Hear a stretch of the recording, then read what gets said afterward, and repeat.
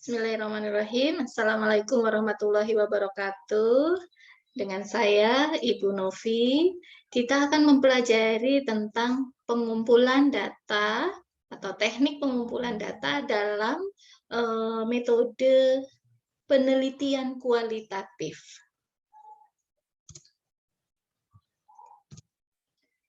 Untuk tujuan pembelajaran kali ini, diharapkan setelah Anda mengikuti perkuliahan, Anda mampu memahami tentang teknik wawancara, kemudian ada metode observasi, metode dokumentasi, kemudian angket atau kuesioner, serta FGD, Focus Group Discussion.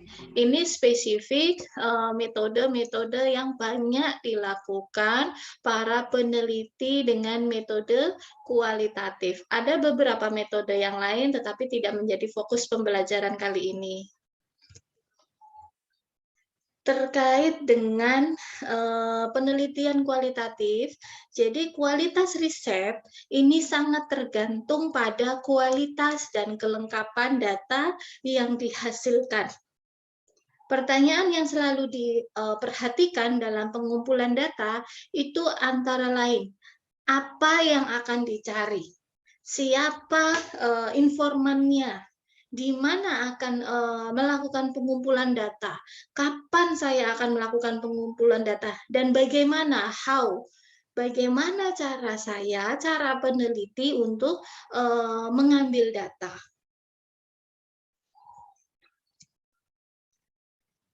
Dalam penelitian kualitatif, jadi pengumpulan data ini lazimnya menggunakan metode observasi, dokumentasi, dan wawancara. Juga tidak diabaikan kemungkinan menggunakan sumber-sumber non-human, non-manusia. Ya, seperti apa? Seperti dokumen resmi, rekam medis pasien gitu ya. Dan rekaman atau video record yang tersedia. Pelaksanaan pengumpulan data ini juga melibatkan berbagai aktivitas pendukung lainnya. Sebelum kita melakukan pengambilan data, sangat baik, sangat dianjurkan peneliti melakukan tahapan-tahapannya, menciptakan hubungan yang baik dengan informan, kemudian pemilihan informan yang tepat, serta pencatatan data atau informasi. Nah, teknik pengumpulan data ini ya merupakan cara yang digunakan oleh peneliti untuk mengumpulkan data-data penelitian dari sumber data. Siapa sumber datanya, bisa subjek ataupun sampel penelitian. Teknik pengumpulan data merupakan sebuah kewajiban, wajib dilakukan, karena teknik pengumpulan data ini nantinya digunakan sebagai dasar untuk menyusun instrumen penelitian. Terkait instrumen penelitian ini merupakan, saya ingatkan kembali, adalah seperangkat peralatan yang digunakan oleh peneliti untuk mengumpulkan data-data penelitian. Pengumpulan data ini merupakan tahapan yang sangat penting ya dalam sebuah penelitian. Nah, teknik pengumpulan data yang benar akan menghasilkan data yang memiliki kredibilitas yang tinggi. Begitupun sebaliknya, kalau teknik pengumpulan datanya kurang tepat, maka data yang dihasilkan bisa menjadi tidak dapat dipercaya. Oleh karena itu, tahapan ini tidak boleh salah dan harus dilakukan dengan cermat sesuai prosedur dan ciri-ciri penelitian kualitatif. Apabila kesalahan, ketidaksempurnaan dalam metode pengumpulan data ini berakibat fatal, ya, tadi contohnya data menjadi tidak kredibel, maka hasil penelitian tidak bisa dipertanggungjawabkan. Ya, peneliti harus mengambil ulang datanya. Kemudian ini dalam penelitian kualitatif, saya ingatkan pula bahwa pengumpulan data ini dilakukan pada natural setting atau kondisi yang alamiah. Sumber data primer dan teknik pengumpulan data ini lebih banyak pada observasi berperan atau partisipan observation. Bisa dengan wawancara mendalam, in-depth interview, dan dokumentasi. Jadi pada dasarnya kegunaan data setelah diolah dan dianalisis ini adalah sebagai dasar yang objektif dalam proses membuat keputusan atau kebijakan dalam rangka memecahkan persoalan yang ingin diteliti oleh peneliti.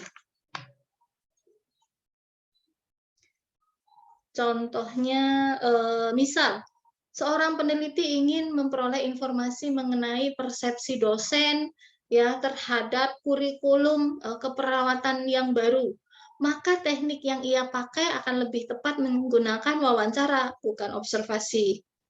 Ada lagi contoh peneliti ingin mengetahui bagaimana dosen menciptakan suasana kelas keperawatan yang hidup. Maka teknik yang dipakai adalah observasi. Begitu juga ketika seorang peneliti ingin mengetahui kompetensi mahasiswa dalam uji kompetensi nasional, maka teknik yang digunakan adalah tes, ya, atau bisa juga dokumen-dokumen dari hasil ujian kompetensi. Jadi dengan demikian informasi ini diperoleh, yang ingin diperoleh ini menentukan jenis atau teknik apa yang akan dipakai. Selanjutnya, apa saja yang dimaksud data dalam penelitian kualitatif? Sebetulnya makna data ini meminjam istilah lazim dalam metode penelitian kuantitatif ya, yang biasanya bentuknya angka-angka dalam tabel. Nah, namun dalam penelitian kualitatif, yang dimaksud dengan data adalah segala informasi baik itu tulis, lisan, bahkan bisa berupa gambar atau foto ya yang berkontribusi untuk menjawab masalah penelitian sebagaimana dinyatakan dalam rumusan masalah. Dan ingat, ini data penelitian kualitatif, bentuknya naratif ya, bukan angka. Kalau angka itu nanti masuknya ke penelitian kuantitatif. Ada aktivitas-aktivitas pendukung terkait dengan pengumpulan data. Ini digunakan supaya kita dapat mengambil data dengan tepat, menentukan informan yang tepat. Ya, tadi sudah kita bahas sedikit terkait dengan penciptaan hubungan yang baik, kemudian pemilihan informan, pengumpulan data dengan metode, bisa dengan observasi, dokumentasi, ataupun wawancara. Kita pelajari satu persatu. Terkait dengan penciptaan hubungan, membina hubungan. Ya, tahap ini merupakan prasyarat yang sangat penting, tahap yang sangat penting. Peneliti tidak akan dapat jangan berharap untuk memperoleh informasi secara produktif dengan baik dari informan apabila peneliti tidak menciptakan hubungan yang harmonis. Ya, jadi harus tercipta hubungan yang harmonis, saling percaya antara peneliti dan informan atau orang yang diteliti. Terciptanya hubungan yang harmonis antara satu dengan yang lainnya, saling mempercayai, tidak ada kecurigaan, ataupun saling membuka diri, merupakan effort, masalah yang berkaitan dengan hubungan. Ini memang harus dibina. Bisa satu kali bertemu, kalau itu memang mudah dilakukan, bisa juga beberapa kali bertemu, ya. Selanjutnya tahapan masih tahapan penciptaan hubungan ya. Jadi agar informan itu bisa menjadi semacam co-researcher atau sejawat atau pasangan bagi peneliti ya sudah berhubungan baik gitu. Ada 4 proses tahapan penciptaan hubungan dengan apresiasi, ya, eksplorasi, kooperasi, dan akhirnya kita mendapatkan tahapan yang terbaik yaitu participation. Untuk pemilihan informan yang tahap kedua, ini adalah tahap kedua ya, perlu dilakukan secara purposive sampling, ya, bukan secara randomisasi atau secara acak. Purposive sampling ini yaitu ada dasar yang diketahui sesuai dengan variasi-variasi yang ada atau elemen-elemen yang ada sesuai kebutuhan penelitian. Oh, saya hanya mengambil wanita saja. Saya mau mengambil yang menderita HIV sudah 2 tahun saja dan seterusnya. Ada kriteria yang ditetapkan oleh peneliti sesuai dengan kebutuhan penelitian. Jadi dengan kata lain, jika suatu penelitian sudah tidak ada informasi yang dibutuhkan lagi, ya, bahwa data yang diperoleh itu sudah dianggap cukup, datanya sudah jenuh, maka peneliti tidak perlu melanjutkan lagi untuk mencari informasi dari informan lain, ya, atau mencari sampel baru. So, artinya maknanya adalah ketika jumlah sampel atau informan itu bisa sangat sedikit. Itu misal tadi datanya sudah jenuh, atau bisa juga sampelnya menjadi sangat banyak, ya, karena datanya variatif, datanya belum jenuh. Pemilihan informan ini sangat tergantung pada contohnya ya, dari pemilihan informan itu sendiri.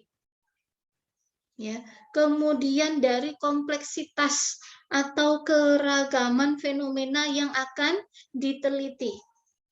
Jadi, yang penting dalam penelitian kualitatif adalah tuntasnya perolehan informasi, tuntasnya hasil data kita ya, bukan jumlah sampelnya, bukan jumlah informannya. Bisa saja informannya cuma 4 orang, ya, tidak masalah karena datanya sudah jenuh, datanya sudah tergali, ya. Jadi tidak terkait dengan banyak sedikitnya informan. Itu untuk penelitian kualitatif. Selanjutnya ini terkait dengan masih dengan tahap pemilihan informan, ya. Pada pemilihan awal ini perlu dikaji apakah informan yang akan diwawancarai ataukah sesuatu situasional untuk diobservasi. Pemilihan lanjutan ini gunanya untuk memperluas informasi dan melacak segenap variasi informasi yang ada. Kemudian kita lanjut, apakah kita menghentikan pemilihan sampel, ya, mencari sampel baru atau selesai? Jadi selesai apabila memang tidak ada lagi informasi-informasi yang baru. Itu yang tadi saya bilang datanya sudah jenuh. Selanjutnya terkait dengan teknik pengumpulan data yang lazim digunakan pada metode penelitian kualitatif, ya. Sesuai dengan topik pembicaraan, topik perkuliahan kali ini, yaitu ada metode wawancara, observasi, dokumentasi, dan diskusi terfokus atau focus group discussion. Yang harus kita pahami oleh setiap peneliti adalah mengapa, alasan apa ya kita menggunakan teknik-teknik tersebut untuk memperoleh data apa saja, Dan pada bagian fokus masalah mana yang kita perlu wawancara, kita perlu observasi, kita perlu data dokumentasi, dan lainnya. Pilihan teknik ini tergantung jenis informasi yang ingin diperoleh oleh peneliti. Oke, kita jadi pelajari satu persatu. Yang pertama adalah wawancara.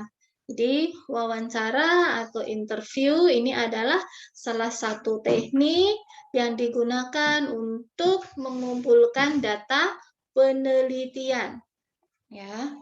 Secara sederhana dapat dikatakan bahwa wawancara atau interview ini adalah suatu kejadian atau proses interaksi antara interviewer dengan sumber informasi atau orang yang kita wawancarai, yang disebut sebagai interviewee, melalui bisa komunikasi langsung, ya, kontak langsung. Metode wawancara atau interview ini juga merupakan proses memperoleh keterangan untuk tujuan penelitian dengan cara tanya jawab sambil tatap muka, ya, sambil bertemu langsung antara pewawancara dengan responden, dengan atau tanpa guide, tanpa pedoman wawancara. Bisa tanpa guide, bisa dengan guide, ya. Dalam wawancara ini biasa dilakukan secara individu, bisa juga secara kelompok, ya, sehingga didapat data informasi yang oriented. Adapun tujuan dari wawancara ini kita terkait dengan pencatatan opini, perasaan, emosi, dan hal-hal lainnya yang berkaitan dengan individu tersebut dalam suatu organisasinya, dalam situasi sosialnya. Dengan melakukan interview, peneliti dapat memperoleh data yang lebih banyak, sehingga peneliti dapat memahami budaya melalui bahasa dan ekspresi hak yang diinterview. Juga dapat melakukan klarifikasi atas hal-hal yang tidak diketahui oleh peneliti.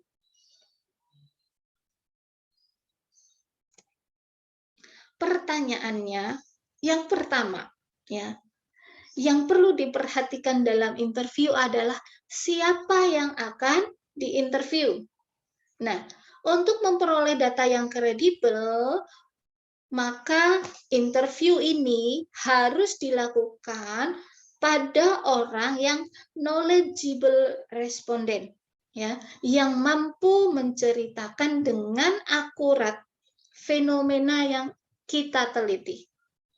Pertanyaan kedua adalah bagaimana membuat responden mau bekerja sama. Untuk merangsang pihak responden, pihak lain, untuk mau meluangkan waktu, mau diinterview, maka pewawancara dan responden ini harus selaras, sesuai dengan perilaku yang diterima secara sosial, sehingga ada kesan saling menghormati. Terus, isu yang ketiga terkait dengan teknik wawancara adalah kapan harus dilakukan, ya, kapan waktu yang tepat. Interview ini harus dilakukan dalam waktu yang sesuai, yang tepat, sehingga dapat menciptakan rasa senang, santai, dan bersahabat. Bisa saling komunikasi, meluangkan waktu 90 menit, 60 menit untuk wawancara. Kemudian peneliti harus berbuat jujur, ya, jujur dan mampu meyakinkan informan bahwa informasi yang dia sampaikan pada peneliti ini tidak akan dibocorkan pada pihak-pihak yang tidak terkait dengan penelitian, kecuali untuk keilmuan. Ada beberapa pendekatan yang digunakan untuk prosedur wawancara, ya, supaya kita dapat menghasilkan data yang baik. Jadi salah satunya, sebelum wawancara dimulai, kita perkenalkan diri dengan sopan untuk menciptakan hubungan yang baik. Berikutnya, tunjukkan bahwa responden memiliki kesan bahwa tunjukkan pada responden agar dia memiliki kesan bahwa dia orang yang penting dalam penelitian ini. Ya. Selanjutnya, peroleh data sebanyak mungkin. Jangan mengarahkan jawaban responden. Ulangi pertanyaan jika diperlukan, klarifikasi jawaban apabila peneliti ragu-ragu, serta catat interviewnya. Secara umum, pertanyaan-pertanyaan dalam wawancara itu harus terbuka, ya, singkat, open-ended, kemudian sifatnya singular dan jelas. Peneliti harus menghindari istilah-istilah umum, ya, istilah-istilah yang rumit. Kita harus menggunakan istilah-istilah yang umum dimengerti oleh partisipan. Dan sebaliknya, wawancara ini tidak boleh, ya, sebaiknya tidak lebih dari 90 menit. Akan ada jenuh dari informannya, sehingga dia bisa saja tidak memberikan informasi yang akurat. Bila dibutuhkan, peneliti dapat meminta waktu lain untuk wawancara sesi selanjutnya. Ya, untuk wawancara mendalam, ya, bisa terjadi antara satu pewawancara dengan satu informan saja. Kemudian kita bisa rekam wawancara, bisa foto. Ini sebagai nilai tambah, tentu saja dengan inform consent dari informannya, bahwa informan bersedia direkam, ya, di video, di foto. Ini gunanya sebagai rujukan kita apabila nanti ada salah tafsir skripnya. Selanjutnya, tahapan wawancara. Jadi, pada hakikatnya, wawancara merupakan kegiatan untuk memperoleh informasi secara mendalam terkait isu atau tema atau masalah yang dianggap dari penelitian. Tadi sudah kita bahas, ya, definisinya. Nah, proses pembuktian terhadap informasi atau keterangan yang telah diperoleh lewat teknik wawancara, nah ini butuh tahapan agar pewawancara dan informan dapat saling membina hubungan yang baik. Tahapannya memperkenalkan diri, kemudian menjelaskan maksud kedatangan, menjelaskan materi wawancara, berikutnya mengajukan pertanyaan sampai nanti terminasi. Selain itu, agar informan dapat menyampaikan informasi yang komprehensif, yang akurat, sebagaimana diharapkan oleh peneliti, maka berdasarkan beberapa kajian, terdapat beberapa tips, ada kiat, ya. Contohnya, ciptakan suasana wawancara yang kondusif, tidak tegang, kemudian cari waktu dan tempat yang telah disepakati bersama dengan informan, mulai pertanyaan dari hal-hal yang sederhana hingga ke yang serius, kemudian bersikap hormat dan ramah terhadap informan, ya tadi, memperlakukan bahwa informan itu adalah orang yang sangat penting. Kemudian tidak menyangkal informasi yang diberikan informan. Selanjutnya, tidak menanyakan hal-hal yang bersifat pribadi yang tentunya ini tidak ada hubungannya dengan masalah atau tema penelitian kita. Tidak bersifat menggurui informan, tidak menanyakan hal-hal yang membuat informan tersinggung dan marah, nanti kalau informan tersinggung dan marah, dia akan mengakhiri sesi wawancara. Wawancara ini sebaiknya dilakukan secara sendiri, serta ucapkan terima kasih setelah wawancara selesai, dan minta kesediaan waktu lagi jika ada informasi yang belum lengkap. Dalam praktiknya, sering juga terjadi bahwa jawaban informan ini tidak jelas atau tidak kurang memuaskan begitu. Jika ini terjadi, maka peneliti bisa mengajukan pertanyaan lagi secara lebih spesifik. Selain kurang jelas, kadang informan itu menjawab pertanyaan dengan tidak tahu. Ya, jika kita menerima jawaban tidak tahu, maka peneliti harus berhati-hati. Kita jangan langsung pindah ke pertanyaan yang lain, sebab makna tidak tahu ini bisa mengandung banyak arti. Contohnya, informan memang tidak mengerti pertanyaan peneliti, sehingga untuk menghindari pertanyaan saya tidak mengerti, dia lebih memilih saya tidak tahu. Kalau informan tidak mengerti pertanyaan peneliti, maka peneliti harus mengulangi pertanyaan dengan pertanyaan yang sejenis, bahasanya mudah dimengerti. Yang kedua, sebenarnya ini informan sedang memikirkan jawaban. Ya, dia tahu jawabannya, dan dia sedang memikirkan jawabannya. Tapi karena suasana yang dia tidak nyaman, secara psikologis, secara fisik dia tidak nyaman, maka ya sudah, dia menjawab saya tidak tahu. Kemudian makna tidak tahu itu bisa juga bermakna pertanyaan yang kita ajukan itu bersifat personal, mengganggu privasi informan, sehingga secara amannya saya jawab, informan menjawabnya tidak tahu, karena dia tidak ingin diungkit privasinya. Informan atau yang terakhir ya, informan ini memang betul-betul tidak tahu jawabannya ya atas pertanyaan yang diajukan. Jadi, kalau kita mendapatkan jawaban tidak tahu, ini merupakan jawaban sebagai data penelitian yang benar dan sungguh. Ya, ini perlu dipertimbangkan oleh peneliti. Ulangi pertanyaannya.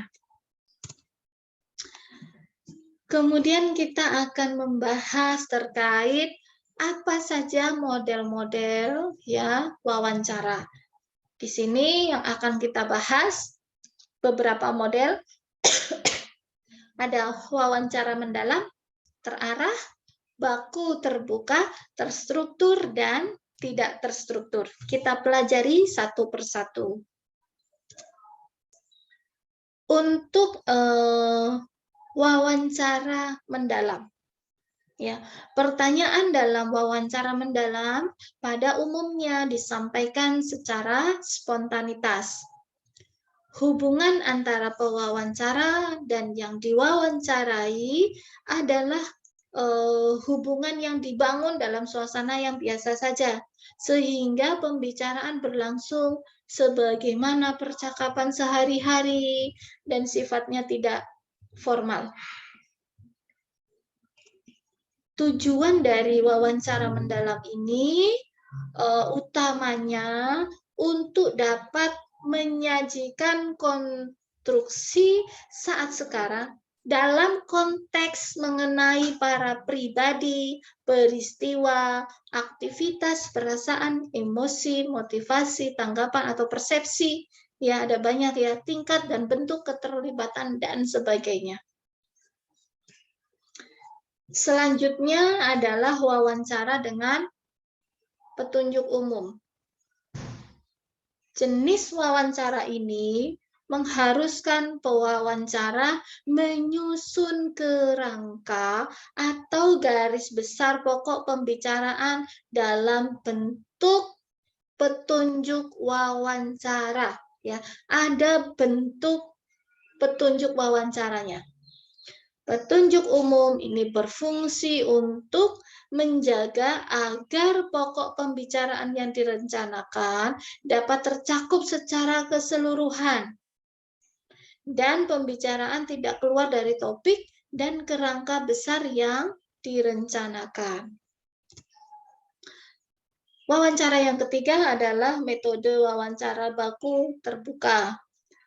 Wawancara terbuka merupakan wawancara yang menggunakan seperangkat pertanyaan baku, yaitu pertanyaan dengan kata, urutan, dan cara penyajian yang sama untuk semua informan yang diwawancarai. Wawancara jenis ini perlu digunakan jika dipandang variasi pertanyaan akan menyulitkan peneliti karena jumlah informan yang perlu diwawancarai itu banyak. Jenis metode wawancara yang terakhir adalah bukan ini yang keempat ya, adalah wawancara terstruktur. Dalam wawancara terstruktur, pewawancara menetapkan sendiri masalah dan pertanyaan-pertanyaan yang akan diajukan. Wawancara jenis ini bertujuan untuk mencari jawaban dari hipotesis kita. Pada umumnya digunakan jika seluruh sampel penelitian dipandang memiliki kesempatan yang sama untuk menjawab pertanyaan yang ingin kita ajukan.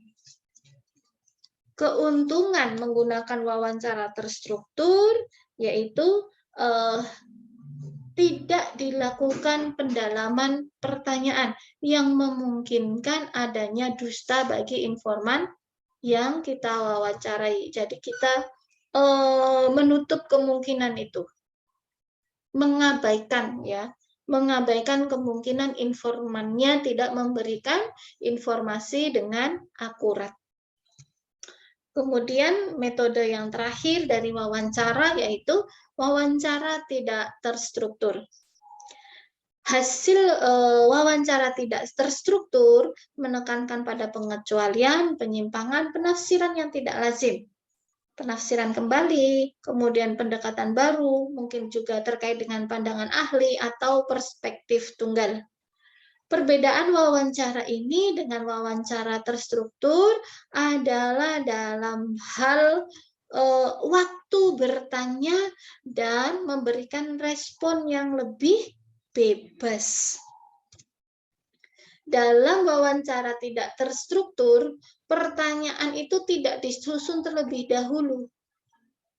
Ya, karena disesuaikan dengan keadaan dan ciri dari narasumber atau informan. Dalam wawancara tidak terstruktur, peneliti perlu merencanakan segala sesuatu yang berkaitan dengan wawancara, meliputi apa saja kita bahas, ya. Menentukan siapa informan yang akan diwawancarai, berikutnya menghubungi, ya, mengadakan kontak dengan informan untuk menginformasikan, untuk membuat informed consent terkait dengan wawancara yang akan dilakukan. Yang terakhir, melakukan persiapan yang matang untuk melakukan wawancara tersebut. Ini sedikit tentang bentuk pertanyaan dalam wawancara, ya. Bentuk-bentuk pertanyaan dalam wawancara pada umumnya dapat dibedakan menjadi 6 ini, ya. Pertanyaan terkait dengan pengalaman atau perilaku, kemudian terkait dengan pendapat dan nilai, berkaitan dengan perasaannya, berkaitan tentang pengetahuan, berkenaan dengan apa yang dilihat, didengar, diraba, ya, dirasa dan dicium, serta pertanyaan yang berkaitan dengan latar belakang atau demografi. Selanjutnya pedoman wawancara. Jadi agar wawancara ini berjalan dengan efektif sesuai dengan rencana yang disusun, maka peneliti perlu menyusun pedoman wawancara. Sebagai apa? Sebagai pemandu jalan. Pemandu jalan ketika kita mewawancarai informan. Adapun manfaat dari pedoman wawancara ini antara lain ya, satu, proses wawancara ini berjalan sesuai rencana. Kemudian dapat menjaring jawaban dari informan sesuai dengan yang diingini peneliti. Memudahkan peneliti untuk mengelompokkan data yang diperlukan, yang diperoleh dari hasil wawancara. Kemudian peneliti itu bisa lebih berkonsentrasi dalam menyampaikan pertanyaan-pertanyaan sesuai dengan fokus kajian atau masalah penelitian kita. Yang terakhir, mengantisipasi adanya pertanyaan yang terlupa atau terlewat, kita sampaikan pada informan. Ada kelebihan teknik wawancara dalam pengumpulan data penelitian, ya, antara lain memperoleh respon yang baik, ya, memperoleh respon yang baik yang tinggi dari informan. Ini jika kita bandingkan dengan penggunaan kuesioner, yang mungkin saja kuesionernya sudah kita sebar, tetapi tidak kembali pada peneliti. Kita menyebar 20, kembali hanya 12 ya. Tetapi kalau wawancara ini memiliki respon yang tinggi, akan dijawab ya oleh informan. Selanjutnya dapat memperjelas maksud pertanyaan karena langsung berhadapan dengan informan. Dapat sekaligus melakukan observasi terhadap hal-hal yang dibutuhkan. Contoh ekspresi, intonasi suara, ya, mimiknya, ya, perilakunya. Bersifat fleksibel. Dapat mengulang pertanyaan untuk membuktikan jawaban. Kelebihan yang lainnya dapat menggali informasi yang bersifat nonverbal tadi ya. Kita bisa juga melakukan observasi.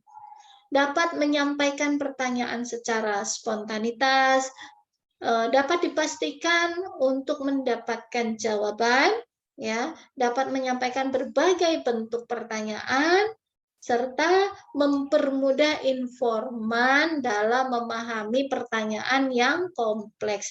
Jadi kalau ada pertanyaan yang sulit, informan bisa langsung bertanya kepada peneliti. Adapun kelemahan dari teknik wawancara dibandingkan dengan teknik lainnya dalam pengumpulan data penelitian kualitatif antara lain, ini memerlukan banyak waktu dan biaya. Satu responden kita anggap 30 menit, 60 menit, 90 menit, ya. Jadi membutuhkan waktu dan banyak biaya. Kemudian faktor subjektivitas peneliti yang tinggi nanti dalam melakukan analisis. Dapat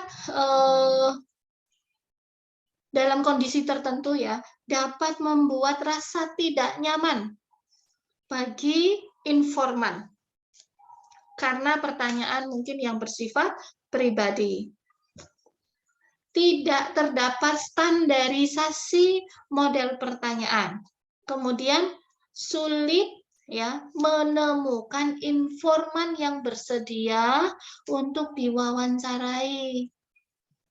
Maka untuk mendapatkan data hasil wawancara yang valid sehingga dapat digunakan sebagai dasar penarikan kesimpulan, peneliti ya kita perlu melakukan triangulasi ya, cross check kebenaran data hasil wawancara. Manfaat triangulasi ini dapat memperbaiki ketidaksempurnaan instrumen kita, meningkatkan kepercayaan pada hasil penelitian, serta mengembangkan pertanyaan-pertanyaan lanjutan untuk menggali data yang lebih mendalam. Oke, metode berikutnya ya ada metode observasi, metode yang kedua. Selain wawancara, tadi kita sudah bahas terkait dengan wawancara, observasi juga merupakan salah satu teknik dalam pengumpulan data yang lazim digunakan pada metode penelitian kualitatif. Observasi ini adalah bagian dalam pengumpulan data. Observasi berarti mengumpulkan data secara langsung dari lapangan. Observasi juga sebagai proses yang didahului dengan pengamatan, mengobservasi, mengamati, kemudian mencatat yang bersifat sistematis. Ya, sistematis, logis, objektif, dan rasional terhadap pada berbagai macam fenomena dan situasi yang sebenarnya maupun situasi buatan. Jadi, salah satu teknik yang digunakan untuk mengetahui atau menyelidiki tingkah laku non-verbal, ya, ini kita dapat menggunakan teknik observasi. Kalau secara subjektif kita bisa menggunakan wawancara tadi, tetapi kalau kita mengamati perilaku non-verbal, kita menggunakan teknik observasi. Metode observasi atau pengamatan ini adalah kegiatan sehari-hari kita dengan menggunakan panca indera, ya, dan dibantu dengan menggunakan panca indera dengan mata, dengan penglihatan, perabaan, ya, seperti itu. Observasi ini dilakukan secara sistematik dan sengaja diadakan dengan menggunakan alat indera terutama mata, ya, penglihatan terhadap kejadian yang berlangsung dan dapat dianalisa pada waktu kejadian itu terjadi. Jadi kita berada di situ sebagai saksi mata, ibaratnya begitu. Ya, dibandingkan dengan metode survei, metode observasi ini lebih objektif. Maksudnya, ya, maksud utama dari observasi adalah tujuan utama dari observasi adalah menggambarkan keadaan yang diobservasi. Tidak harus dilakukan oleh peneliti sendiri, ya. Bisa jadi peneliti meminta bantuan kepada orang lain untuk melaksanakan observasi. Kualitas penelitian ditentukan oleh seberapa jauh dan seberapa mendalamnya peneliti mengerti tentang situasi dan konteks, serta menggambarkannya sealamiah mungkin, senyata mungkin menggunakan metode observasi. Kunci keberhasilan dari metode observasi yaitu ditentukan oleh pengamat sendiri. Ya, sebab pengamat itu melihat, bisa mendengar, mencium, mendengarkan suatu objek penelitian itu yang kemudian menyimpulkannya dari apa yang dia amati, apa yang dia dengar, apa yang dia raba, yang dia cium saat itu. Jadi, pengamat adalah kunci keberhasilan interpretasi, ya, dan ketepatan hasil penelitian. Observasi ini memiliki tujuan empiris. Terkait dengan tujuan empiris, mempunyai tujuan yang bermacam-macam, ya. Observasi juga memiliki fungsi yang bervariasi. Tujuan dari observasi bisa berupa deskripsi, ya, melahirkan teori dan hipotesis khusus pada penelitian kualitatif ini, ya, atau menguji teori dan hipotesis kalau itu pada tujuan penelitian kuantitatif. Fungsi observasi secara lebih rinci itu ada deskripsi data, kemudian mengisi data, dan memberikan data yang dapat digeneralisasikan. Kita bahas satu persatu makna dari tujuan observasi mendeskripsi data, bahwa observasi digunakan untuk menjelaskan, memberikan, dan merinci gejala yang terjadi. Seperti seorang laboran, misal, menjelaskan prosedur kerja dari atom hidrogen, atau ahli komunikasi, ya, menjelaskan secara rinci prosedur kerja di stasiun televisi. Ya, seorang dosen menjelaskan prosedur kerja penggunaan mesin anestesi. Nah, seperti itu. Itu mendeskripsikan data. Tujuan yang lain bisa mengisi data. Ya, maksudnya bahwa observasi yang dilakukan berfungsi melengkapi informasi ilmiah atas gejala sosial yang diteliti melalui teknik-teknik penelitian. Kemudian tujuan dari observasi yang ketiga yaitu memberikan data agar dapat diambil kesimpulan, agar dapat digeneralisasikan. Maknanya adalah setiap kegiatan penelitian sehingga mengakibatkan respon, reaksi dari subjek yang diamati. Dari gejala-gejala yang ada, peneliti dapat mengambil kesimpulan secara umum terkait gejala-gejala yang diamati pada tiap informan. Selanjutnya kita bahas terkait dengan bentuk observasi. Ada beberapa bentuk observasi ya. Ada observasi pada partisipan, ada observasi tidak terstruktur, atau observasi kelompok. Jadi lebih dari satu. Untuk observasi pada partisipan atau partisipan observation, ini adalah metode pengumpulan data yang digunakan untuk menghimpun data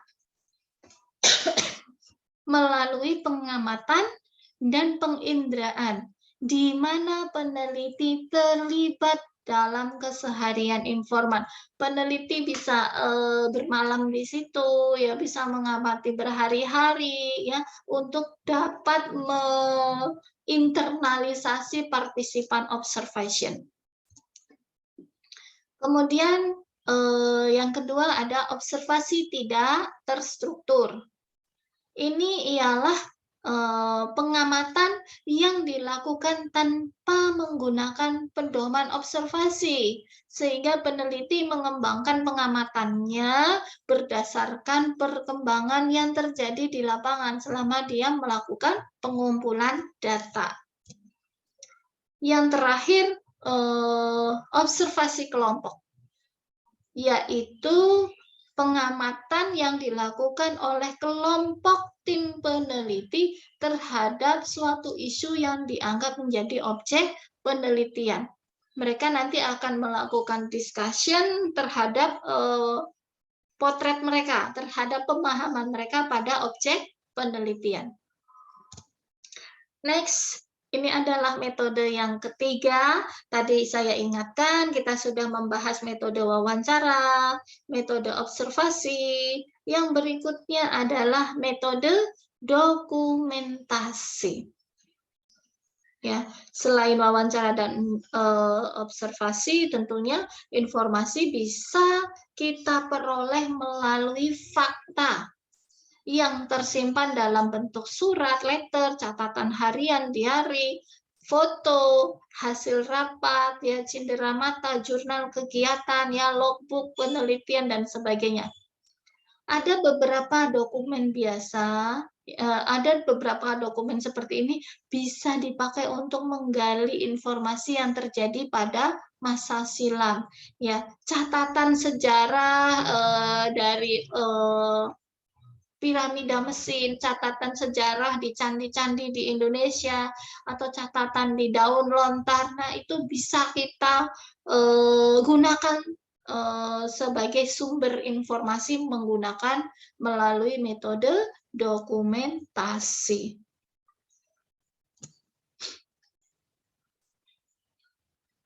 Dokumen ini kalau kita rujuk berasal dari kata dokumen, ya, yang artinya adalah barang tertulis.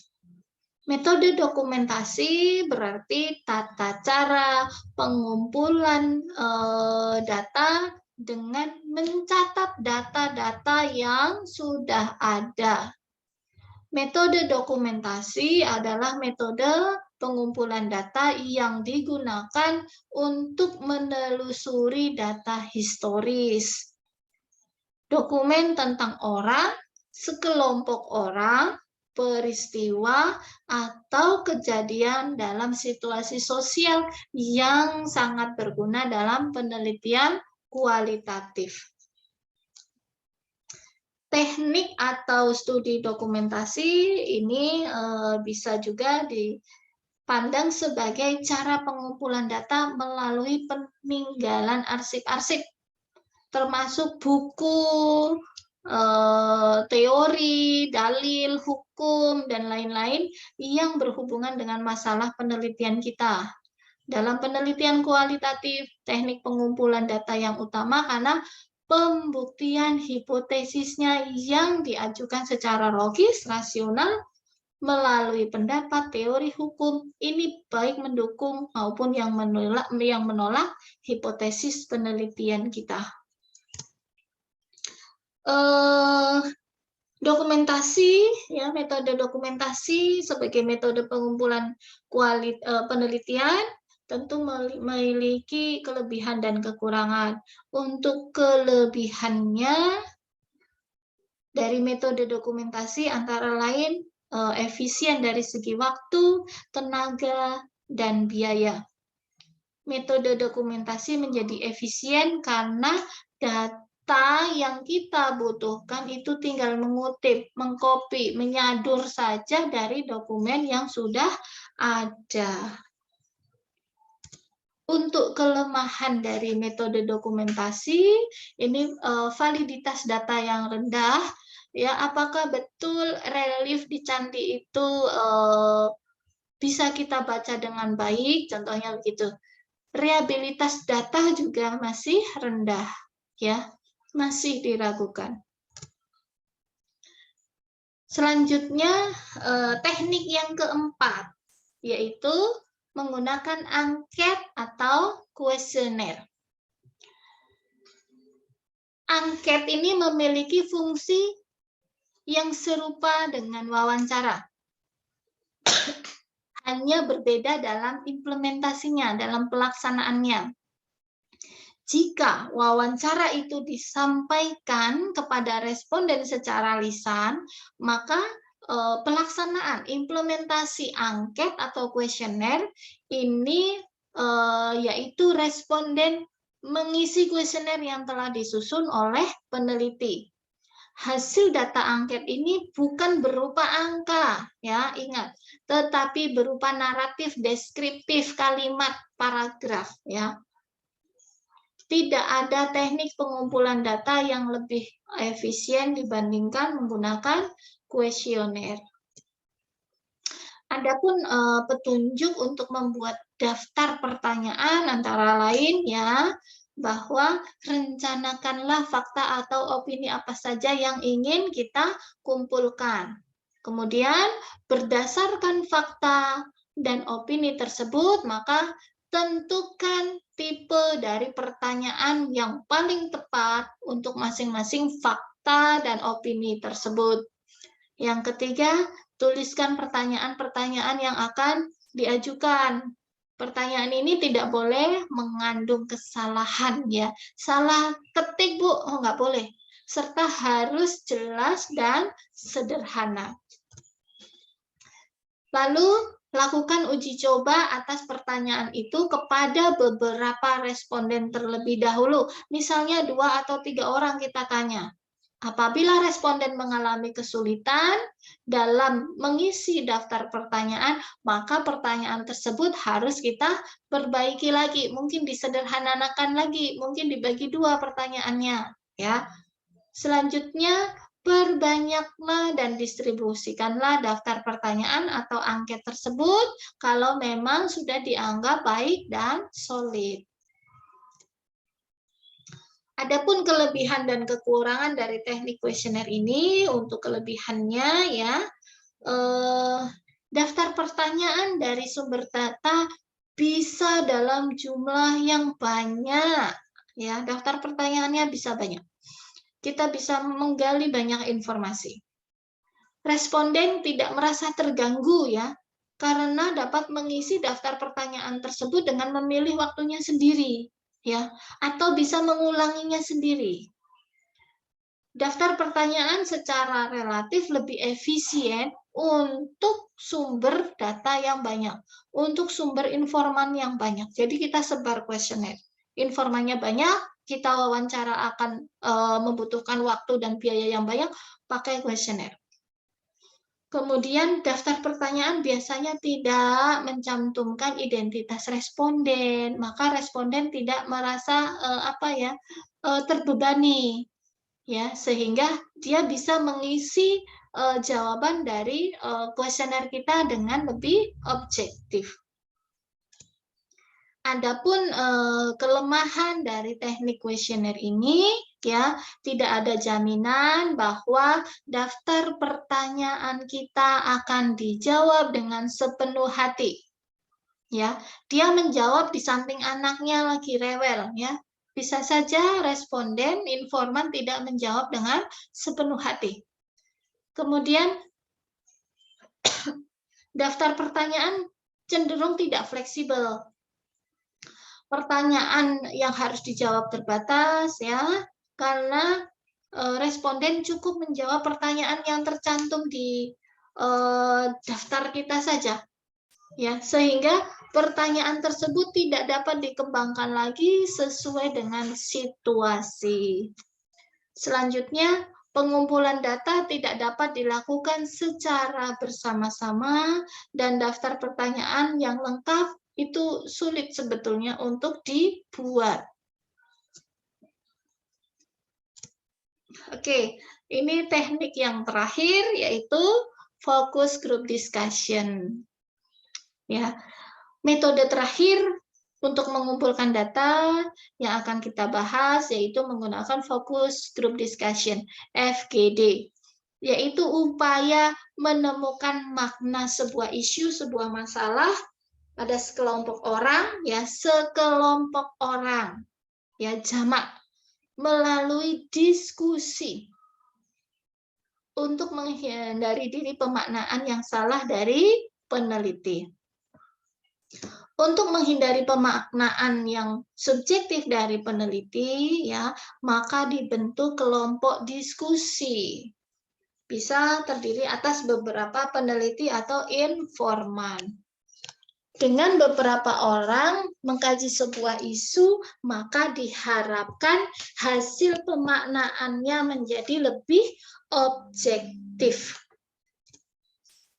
FGD ini banyak digunakan oleh para peneliti untuk mengeksplorasi suatu rentang fenomena pengalaman hidup, ya, sepanjang daur hidup manusia melalui interaksi sosial dirinya pada kelompoknya saat kita observasi.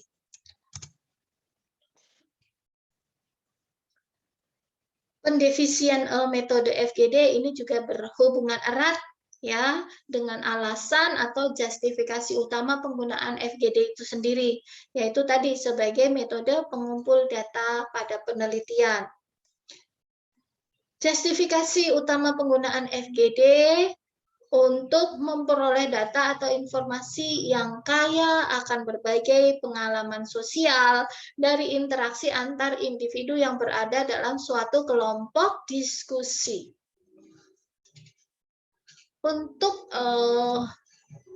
memperoleh, ya, interaksi data yang dihasilkan dari suatu diskusi kelompok, dalam hal meningkatkan kedalaman informasi, menyingkap berbagai aspek suatu fenomena kehidupan, sehingga fenomena tersebut dapat dapat didefinisikan dan diberi penjelasan. Tujuan utamanya tadi ya, memperoleh interaksi data ya yang dihasilkan dari suatu diskusi kelompok. Data dari hasil interaksi diskusi kelompok tersebut dapat memfokuskan ya, memberi penekanan pada kesamaannya atau perbedaan pengalaman, kemudian memberikan informasi atau data yang kaya, padat tentang suatu perspektif yang dihasilkan dari hasil diskusi tersebut. Kita bisa mengamati aktivitas para individu atau partisipan yang terlibat dalam diskusi. Bagaimana mereka saling berbicara, berinteraksi, saling memberi pertanyaan, saling berkomentar satu sama lain tentang pengalaman atau pendapat ya terkait masalah atau isu yang kita sampaikan.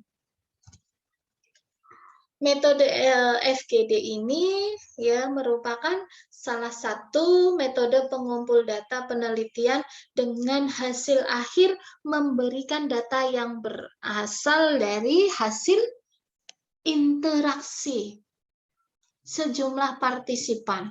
Seperti umumnya metode pengumpulan data yang lainnya, tetapi ini menggunakan sejumlah partisipan berdiskusi bersama. Berbeda dengan metode pengumpul data lainnya, FGD memiliki beberapa karakteristik ya, di antaranya merupakan metode pengumpul data untuk jenis penelitian kualitatif, dan data yang dihasilkan berasal dari eksplorasi interaksi sosial yang terjadi ketika proses diskusi yang dilakukan para informan yang terlibat. Yang berikutnya, karakteristik pelaksanaan kegiatan FGD ini dilakukan secara objektif dan bersifat eksternal. Kemudian FGD membutuhkan fasilitator atau moderator yang terlatih. Peneliti perlu berlatih menjadi fasilitator dan moderator yang handal ya, untuk memfasilitasi diskusi agar interaksi yang terjadi di antara partisipan terfokus pada penyelesaian masalah. Kemudian menjelaskan karakteristik pelaksanaan FGD yaitu menggunakan wawancara semi terstruktur pada kelompok individu yang sedang berdiskusi tersebut dengan dipimpin moderator ya. Selanjutnya jumlah individu yang terlibat dalam diskusi itu bisa bervariasi. Satu kelompok itu bisa terdiri atas 4 sampai 8 individu. Kalau lebih dari 8 individu, observer akan kesulitan untuk melakukan observasi pada setiap individu dalam grup discussion tersebut. Karakteristik atau permasalahan ya, permasalahan penelitian yang dapat kita temui jawabannya melalui metode FGD ini adalah masalah yang diperuntukkan untuk memperoleh pemahaman tingkat tentang berbagai cara yang membentuk perilaku, membentuk sikap kelompok individu, atau untuk mengetahui persepsi, wawasan, ya, penjelasan terkait isu sosial yang tentunya itu tidak personal, tidak bersifat personal, tetapi bersifat general, bersifat umum, dan tidak mengancam kehidupan pribadi seseorang. Dengan demikian ya, tidak semua permasalahan dapat dikumpulkan melalui metode FGD ya. Data yang dikumpulkan menggunakan FGD ini umumnya berhubungan dengan berbagai peristiwa atau isu-isu sosial yang ada di masyarakat yang dapat memunculkan stigma buruk bagi individu atau kelompok tertentu. Informasi yang diperlukan dari individu atau kelompok tertentu tersebut tidak memungkinkan diperoleh menggunakan metode pengumpulan data yang lainnya tadi dengan wawancara, dengan observasi. FGD ini kurang tepat apabila digunakan untuk memperoleh data atau topik yang bersifat sangat pribadi. Kalau sensitif terkait dengan kehidupan pribadi, ya, contoh aktivitas seksual penderita post-stroke gitu kan, itu akan lebih baik kita menggunakan teknik wawancara, in-depth interview contohnya, atau terkait dengan status kesehatan, ya, kehidupan seksual, masalah keuangan, terkait dengan agama ini bersifat personal. Jadi kita tidak bisa menggunakan metode FGD untuk mencari jawaban dari masalah tersebut. Kemudian FGD selain tadi memiliki kekurangan, tentu memiliki beberapa kekuatannya, beberapa keuntungan menggunakan FGD.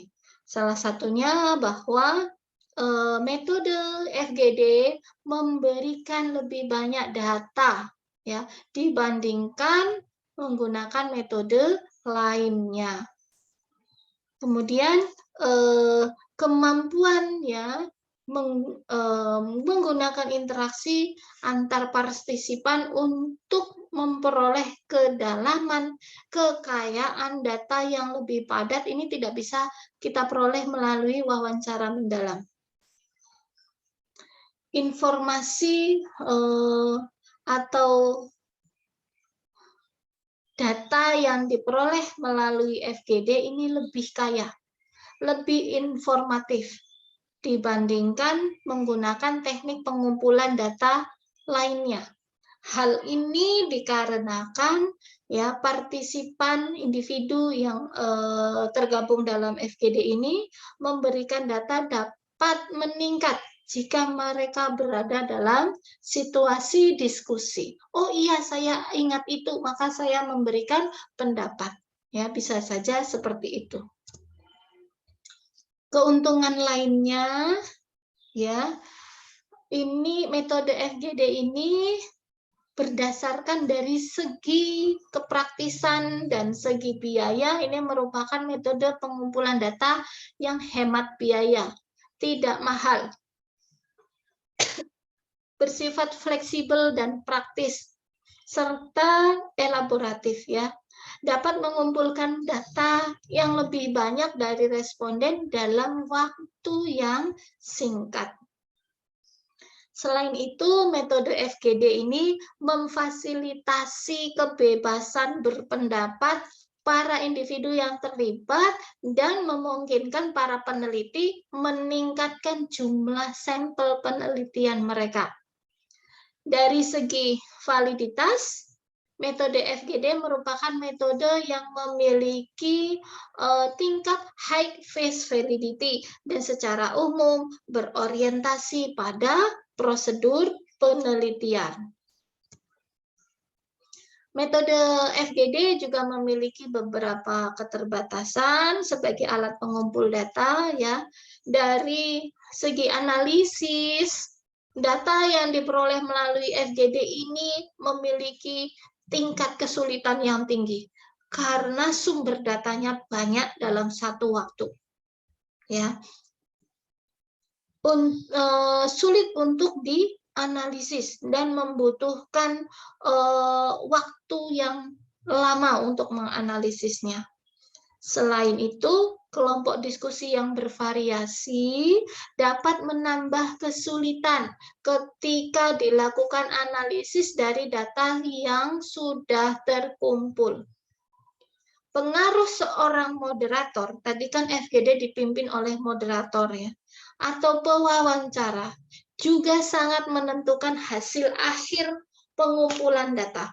Maka tadi syaratnya harus dipimpin oleh moderator yang handal sehingga bisa menggali data dari para orang yang berdiskusi itu terkait masalah penelitian kita. Selanjutnya dari segi pelaksanaan, metode FGD ini membutuhkan lingkungan yang kondusif untuk berlangsungnya interaksi yang optimal dari para peserta diskusi. Keterbatasan lainnya dari penggunaan FGD ini dapat terjadi pada umumnya karena peneliti seringkali kurang dapat mengontrol jalannya diskusi dengan tepat. Ya. Aktivitas para individu dalam bertanya dan mengemukakan pendapat ini cukup bervariasi, terutama jika ada individu yang mendominasi kelompok. Satu orang terlihat mendominasi, 3 orang lainnya manut-manut saja, sepakat-sepakat saja, sehingga ini dapat mempengaruhi pendapat individu lain dalam kelompok tersebut. Nah, disinilah peran pentingnya seorang fasilitator yang terlatih dan handal untuk mencegah terjadinya dominasi tersebut. Penggunaan metode FGD ya membutuhkan kombinasi dengan alat pengumpul data yang lainnya ya untuk meningkatkan kekayaan data, dalamnya data, dan menjadikan data yang dihasilkan menjadi lebih bernilai dan lebih informatif untuk menjawab pertanyaan penelitian. Oke, simpulan ya, keberhasilan dalam pengumpulan data dengan metode penelitian kualitatif ini sangat ditentukan oleh kemampuan peneliti dalam menghadapi situasi sosial yang dijadikan fokus atau masalah penelitian. Peneliti dapat menggunakan beberapa teknik ya, bisa wawancara dengan observasi terkait subjek yang ia teliti. Ia harus mampu mengamati situasi sosial yang terjadi dalam konteks yang sesungguhnya, sehingga dia dapat memfoto, menggambarkan, menuliskan, mendeskripsikan fenomena, simbol, tanda, ya. Dan dia juga dapat merekam dialog yang terjadi kalau dia menggunakan teknik wawancara. Apapun itu, ya tadi sudah disampaikan kelebihan dan kekurangan dari masing-masing teknik, sehingga kita bisa menentukan metode yang tepat untuk menjawab masalah penelitian kita. Mungkin begitu saja penyampaian materi dari saya, kurang lebihnya mohon maaf ya. Apabila ada ilmu yang salah saya mohon maaf. Jangan lupa subscribe channel YouTube Dwi Novitasari ya. Semoga kita menjadi lebih paham mengenai teknik pengumpulan data metode penelitian kualitatif. Saya akhiri. Wassalamualaikum warahmatullahi wabarakatuh.